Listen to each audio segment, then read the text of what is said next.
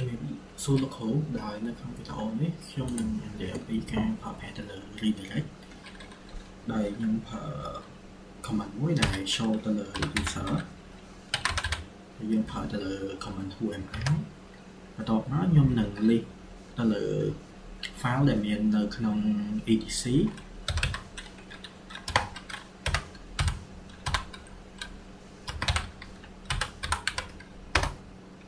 ហើយពេលបន្ទាប់ពីខ្ញុំ link ទៅលើ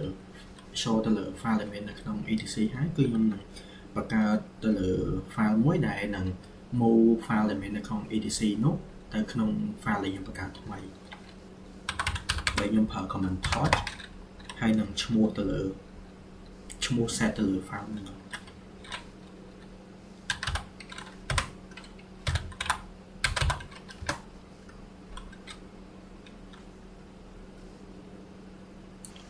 ហើយដើម្បីយើងអាច move ទៅលើ move file នៅក្នុង etc ទៅក្នុង sql file បានហើយយើងប្រើ command មួយនេះ ls.lx/etc ហើយនឹង file ដែលយើងចង់ move ទៅដែលមានឈ្មោះថា sql file.txt អញ្ចឹងបន្ទាប់មកគឺខ្ញុំនឹង show file ដែលបន្ទាប់ពីខ្ញុំ move ពី etc ទៅក្នុង sql file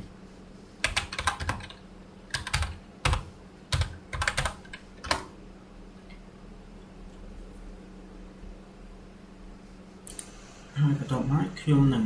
append file បន្ថែមទៅក្នុង folder ទៅលើ file sql file ដែលខ្ញុំប្រើ command ls.lx/etc/ សញ្ញា type nl path បើខ្ញុំបោះទៅឲ្យទៅលើ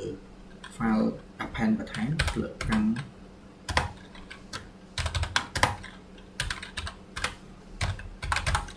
ដោយនៅក្នុងសញ្ញាដែលយើងប្រើសញ្ញា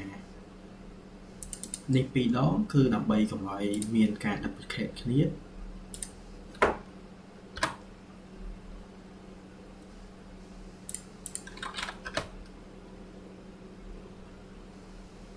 បន្ទាប់ពីខ្ញុំបង្កើត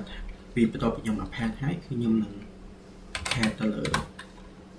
file sql file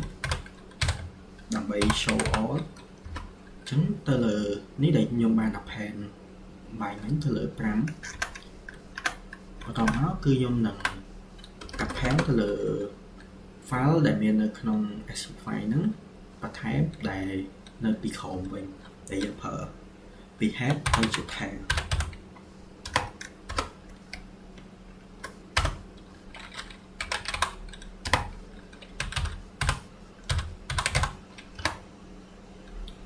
ចឹងទៅលើការប្រើប្រាស់ទៅលើ redirect នៅក្នុងវីដេអូរបស់ខ្ញុំមានតែប៉ុណ្្នឹងគ្រូ